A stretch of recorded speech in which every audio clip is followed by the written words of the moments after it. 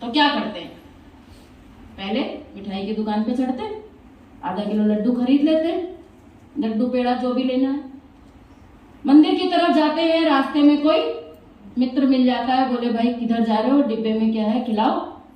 तो हम कहते हैं नहीं भाई, इसमें है तो लड्डू, लेकिन ये अभी मंदिर जा रहा है, अभी ये भगवान को भोग लगने के लिए जा रहा है, अभी नहीं खिलाऊंगा। कितना भी आपका प्रिय मित्र मिल जाए, आप उसमें से लड्डू नहीं खिलाते।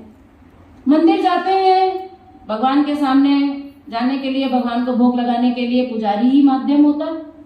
पुजारी जी को आप अपना डिब्बा सौंप देते हैं, पुजारी जी उसको ग्रहण करते हैं और भगवान के सामने ले जाते हैं। बड़ा विधि विधान उनका जो भी होता है वो सब करते हैं, और करने के बाद उसमें से एक दो लड्डू जो भी उनको निकालना होता है उनकी भावना के अनुसार, वो निकालकर बाकी का डिब्बा आपको वापस कर देते हैं। डिब्बा तो वही है जो मंदिर में गया था, वही डिब्बा वापस हमको मिला है, हमारा ही डिब्बा पंडित जी ने हमको वापस किया है। लेकिन अब जब आप उस डिब्बे को लेकर मंदिर से नीचे उतरते हो, तो उस डिब्बे को आप क्या कहते हो? ये है परिवर्तन। लड्डू से प्रसाद बना। कैसे बना? जब भगवान के नाम से, भगवान के भाव से कुछ अंश निकाल दिया गया, तो जो शेष बच गया, उस शेष बचे हुए को प्रसाद कहते हैं।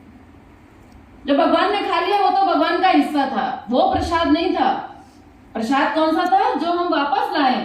अब हम मंदिर से नीचे उतर रहे थे, हमारा मित्र मिला, उसने सोचा कि ये तो लड्डू अभी खिलाएगा नहीं, मना कर चुका है 5 मिनट पहले, तो हम उसको बुलाकर कहेंगे कि भाई प्रसाद खा लो। दीपक पांडे यांचे वडील। मेरा नाम दीपक पांडे है और यहाँ पर इस संस्था के करीबन 50 साल पुराने जो सदस्य मेरे पिताजी आदरणीय स्वर्गीय श्री शिवानंद पांडे जी, उन्होंने हम लोगों को इन सारे चीज़ों में इनिशिएट किया था। आज उन्हीं के आदेशानुसार, हालांकि वो सशरीर नहीं है, वो भी यहाँ पर सूक्ष्म रूप से उपस्थित है, और उनके आदेशानुसार मैं आज यहाँ पर उपस्थित हुआ हूँ। तो परम आदरणीय योगी जी महाराज के चरणों में वंदन करते हुए मैं हमारी आदरणीय श्यामा दीदी जी को, इनसे मैं मुंबई में मिला हूँ 2 बार पिताजी के साथ में, उस समय हमारी माता जी भी थी, और परम आदरणीय हमारे डॉक्टर साहब जो ज्ञान के अपार भंडार हैं, जिनसे जितना ज्ञान लिया जाए वो कम ही पड़ता है, और उनका सानिध्य जो है डॉक्टर गोपाल शास्त्री जी का जब भी मिले हम लोग पूरा बटोरने का प्रयास करते हैं, और जिन्होंने ये पूरा ये जो आदरणीय पूजनीय योगी जी की जो परंपरा है उसको उन्होंने आगे बढ़ाया है। बहुत ही काबिल तारीफ है, बहुत ही समाज सेवा है, बहुत ही उत्कृष्ट दर्जे की सेवा निष्काम भाव से उनके द्वारा की जाती है। मैं तो जो सोनोने साहब हमारे डीवाईएसपी साहब हैं, किधर गए? उड़े तुम्हें थे बस। तो उन्होंने बताया कि मैं नासिक में पुलिस कमिश्नर था, उस समय भी एक शिविर लगा था, और उसमें हमारे डिपार्टमेंट के बहुत सारे लोगों ने जाकर के वहां पर लाभ प्राप्त किया था, और आज भी जो आपने उनको सिखाया है आज वो फॉलो कर रहे हैं, और बहुत जीवन में मतलब उनको स्वास्थ्य मिला है, तरक्की कर रहे हैं। यहाँ से जो भी सीखता है, ये मैं गारंटी के साथ बताता हूँ कि वो 100% लगता है। और हमारे पिताजी जो थे वो बहुत बीमार रहा करते थे, और उनको समझ में नहीं आता था कि वो क्यों बीमार रहा करते हैं, जबकि सारी योग साधनाएं करते थे, गंगा जी में रोज स्नान करते थे, और मंत्रों का उच्चारण, पठन पाठन सब चीज, और पेशे से कोई वो किसान साहब नहीं थे, वो चीफ इंजीनियर पीडब्ल्यूडी बिहार सरकार में होकर रिटायर किए, मैंने बहुत उच्च पदों पर थे। तो ऐसे होने के बावजूद में भी उनका स्वास्थ्य नहीं ठीक रहता था। तो आदरणीय पूजनीय योगी जी हमारे घर पे आया करते थे। मैं बहुत छोटा बच्चा था, हम लोग तो नालायक थे, आज भी नालायक ही हैं, लेकिन उस समय जो योगी जी हमारे पिताजी को अलग बात बताया करते थे, हम लोगों को अलग बात बताया करते थे। पिताजी को वही तप सेवा सुमिरन की बात है, हम लोग छोटे बच्चे उछलने कूदने वाले, तो हम लोगों को वही जो वो गुब्बारे वगैरह और छोटे मोटे चॉकलेट वगैरह, या फिर वो जो इलायची वाली जो है, ये सब हम लोगों को दिया करते थे। और हम लोग बड़ी आतुरता से उनका मतलब हम लोग पूछते भी रहते थे पिताजी से कि योगी जी कब आएंगे। इसलिए नहीं कि उनकी कोई ज्ञान की बात हमको सीखने को मिले, बल्कि वो इलायची बहुत मानते थे, बहुत प्यार करते थे। मतलब उनकी बातों से, उनके सारे जिस तरह आत्मीयता से वो हर एक से मिलते थे, मतलब हर का दिल छू जाता है। आज भी मेरे दिमाग में दीदी साथ में आया करती थी, तो दीदी तो हमारे घर पे ही रुक जाती थी। आदरणीय योगी जी जो थे, उनके लिए कोई व्यवस्था दूसरी जगह होती थी, दीदी हमारे यहाँ रुक जाती थी। और बड़ा एक घर परिवार वाला जो था माहौल, वो बन गया था। तो आज मेरे पिताजी जो है 90 साल की उम्र में उन्होंने शरीर का त्याग किया करीबन दिसंबर 2022 में। और वो हर साल मतलब वो यहाँ के लिए, जो दीदी ने आज बताया ना कि तप सेवा सुमिरन में जो सेवा का जो भाव है वो बड़ा प्रबल था उनके अंदर में। और जो कुत्तों को खिलाने वाली बात भी थी, वो भी आदरणीय योगी जी से उन्होंने सीखा था। यदि उनका एकादशी का उपवास भी रहता था तो भी कुत्तों के लिए जरूर रोटी बनती थी, तो मतलब वो निर्जला रखते थे। उन्होंने करीबन 45 साल तक अन्न खाया ही नहीं था। और उनके लोगों को आश्चर्य होता था कि कोई आदमी 45 साल तक अन्न ना खाए, मतलब कोई दाल नहीं, कोई चावल नहीं, कोई रोटी नहीं, मतलब कोई नमक नहीं। और ऐसा उन्होंने करीबन 45-50 साल तक उन्होंने किया, और वो कभी बीमार नहीं पड़े। मतलब उनको कोई बीमारी होती भी नहीं थी, एकदम चेहरा प्रदीप्तमान था। और हम लोग लास्ट में उनको थोड़ा सा हार्ट के वाल्व में इशू हुआ, तो हम लोगों ने जो वही हो ना कि उनकी भलाई कर रहे हैं करके हम लोगों ने सर्जरी करा दी, और वो सर्जरी कॉम्प्लिकेट हो गई और 6 महीने बाद उन्होंने शरीर त्याग दिया। नहीं तो यदि नॉर्मल टाइम्स में रहते और थोड़ा सा हम लोग और नेचुरोपैथी और होम्योपैथी के इलाज से यदि रहता, तो अभी कम से कम 10-15 साल उनके शरीर में, मतलब कि जब वो छठ का व्रत करते थे तो 90 साल की उम्र में भी पूरे 4-5 किलो की थाली जो है एक हाथ से उठा करके और घूमते थे, इतनी उनकी ताकत थी। तो जो कि यहाँ की किताब में लिखा हुआ है ना कि भोजन में शक्ति नहीं है, उन्होंने चिरतार्थ करके बताया था। मतलब पूजनीय आदरणीय योगी जी के असल वाले शिष्य वही थे। और आज इतना बड़ा योग बना है कि मैं रहता महाराष्ट्र में हूँ, मुंबई में। और डॉक्टर साहब से मेरी गुजारिश है कि अगली बार मुंबई में यदि शिविर लगाएं, तो ऊपर वाले ने मेरे को एक छोटा सा घर दिया हुआ है मलाबार हिल में, तो उसका उपयोग करके वहां पर बस श्यामा दीदी आप आए तो वहां पर हमको सेवा करने का मौका दें। तो मैं वहां पर आता हूँ महाराष्ट्र में, और मुझको मिला, अभी चुनाव चल रहा है, मतलब आम चुनाव विधानसभा लोकसभा का 2024 का, और मुझको उसमें भारत में कहीं पर भी दिया जा सकता था। माने महाराष्ट्र और बिहार छोड़ करके मुझको कोई भी राज्य मिल सकता था। और हमारे परम श्रद्धेय योगी जी महाराज और हमारे पूज्य पिताजी, इन दोनों का लगता है कुछ बातचीत हुई होगी सूक्ष्म रूप से, और उन्होंने बोला होगा कि भाई इसको जरा मेरठ ही जा करके, क्योंकि मैं आज तक ये धाम में आया नहीं, तो मैं एक्चुअली मैं यहाँ पर आया हूँ इलेक्शन कराने के लिए। और इतना बढ़िया मालिक का योग है कि उसके माध्यम से जो मेरे जीवन का एक कर्ज था कि आदरणीय योगी जी का जो ये आश्रम है, जहाँ पर यहाँ पर सूक्ष्म रूप से सारे ऐसे महान विभूति विराजमान हैं, और यहाँ पर एक पवित्र भावना से सारा कुछ होता है। पूरे देश में ये एक मूवमेंट के तौर पर है, और यहाँ पर जितनी भी बातें बताई जाती हैं सब साइंस के अंदर में पकड़ी हुई है।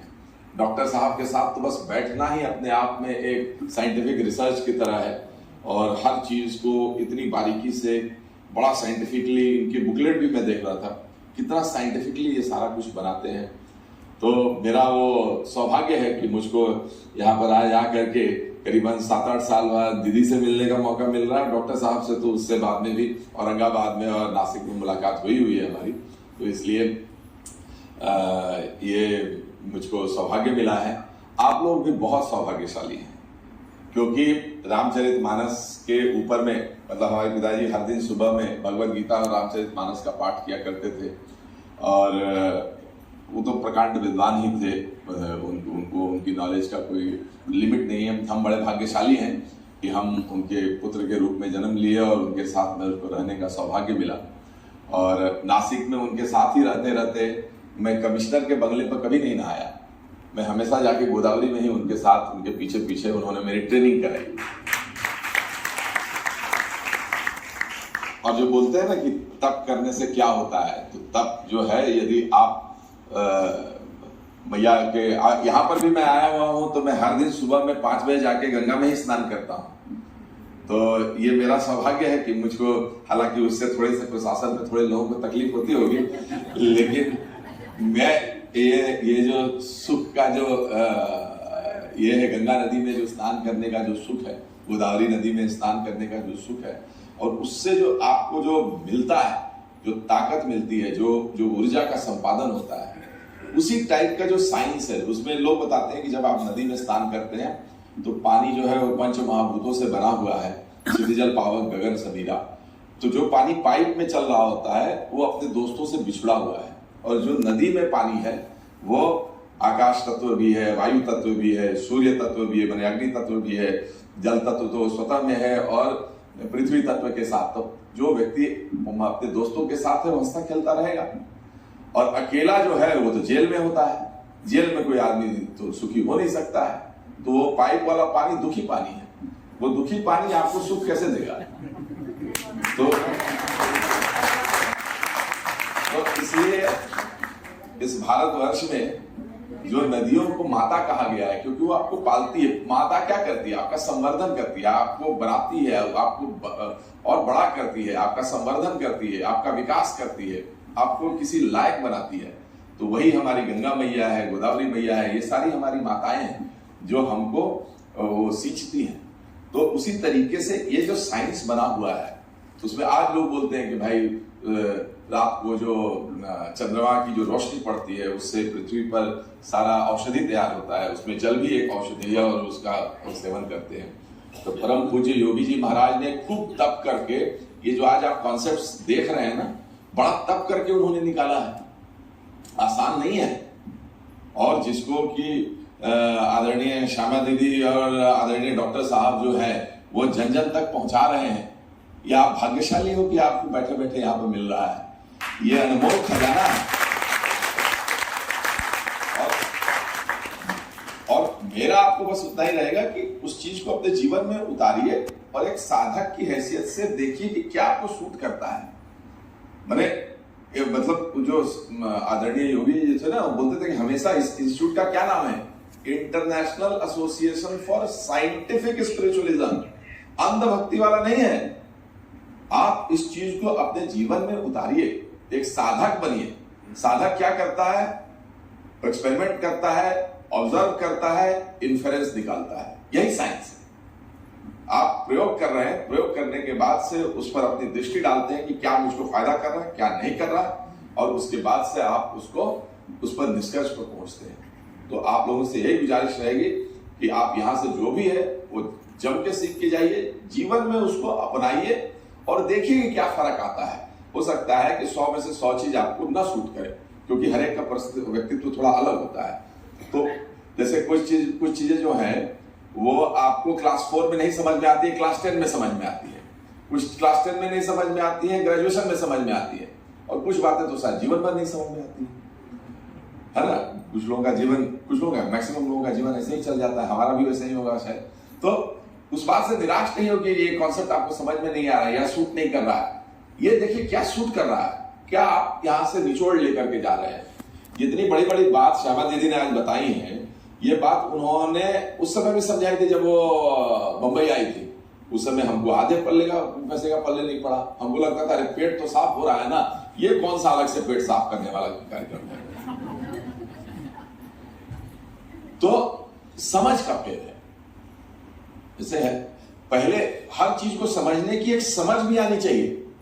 हर जो साधक यहाँ पर है ना, हर का लेवल वो नहीं है कि वो आकर के यहाँ पर सारी बातें जो सिखाई जा रही है वो एक बार में समझ लेगा। कंटिन्यूअस प्रोसेस है। और हो सकता है कि 1 साल 2 साल, जैसे सोनोने साहब है, उनको जो 2018-17 में समझ में आता होगा और आज जो समझ में आता है उसमें आकाश जमीन का अंतर होगा। भगवत गीता पढ़ने वाले लोगों को भी यही होता है। रामचरितमानस भी रोज रोज पढ़ेंगे ना, अलग अलग समझ में आएगा। तो जो आपका बौद्धिक स्तर बनेगा, जो शारीरिक स्तर बनेगा, उससे आपको समझ में आएगा। तो आज जो भी सिखाया जा रहा है उसको फॉलो जरूर कीजिए। कितना आपको सूट करेगा वो जाकर के आप अपने को ऑब्जर्व कीजिए, और जैसे जैसे आप उसमें आगे बढ़ते जाएंगे, बता सारे रहे सही रहे, लेकिन आपको जैसे क्लास में होता है ना, टीचर पढ़ाता तो सबको होता ही है, एक को 100 मार्क्स आता है, एक फेल करता है, तो उसके समझ पर है। उसी तरीके से यहाँ पर जो सिखाया जा रहा है उसको मुझको आज समय मिला, बड़ी मुश्किल से, तो मैं डॉक्टर साहब और दीदी के और हमारे दीदी के सानिध्य में आया हूँ। मुझको फिर भी जब भी कभी मौका मिलेगा मैं ऐसे ही 1-2 घंटा आकर के मैं आप लोगों के साथ बिताऊंगा, क्योंकि ये तो स्वर्ग ही है धरती पर, और हमारे लिए तो बड़ा ही पूजनीय स्थल है। आप लोगों के सामने डॉक्टर साहब और दीदी ने मुझको बोलने का मौका दिया, और परम श्रद्धेय योगी जी महाराज के सामने उनके सूक्ष्म दर्शन करते हुए, मेरे पूजनीय पिताजी के यहाँ पर सूक्ष्म दर्शन करते हुए आप लोगों को सादर प्रणाम, कोटि कोटि वंदन। एसपी पांडे साहब कौन है ये हमें इतना कुछ ज्ञात नहीं हुआ, लेकिन जब हाँ उनकी एक बड़ी गाड़ी और एक पुलिस लोग उनके साथ आए हैं, तब हमारे जो एसपी पांडे साहब हैं उनके बारे में हमारे मन में एक बहुत बड़ी आदरमय श्रद्धा जागी है कि इतना बड़ा एसपी होकर गंगा में नहाते हैं सवेरे, वो यहाँ इलेक्शन ड्यूटी पर आए हैं। तो ऐसे ऐसे भी अधिकारी होते हैं। जब ये हमारे यूपीएससी के चेयरपर्सन इस तरह का बदलाव करेंगे कि भारत माता निष्ठ लोगों को इसमें लाएंगे, तो देश बदलेगा। समय लगेगा लेकिन प्रशासन सुधरेगा।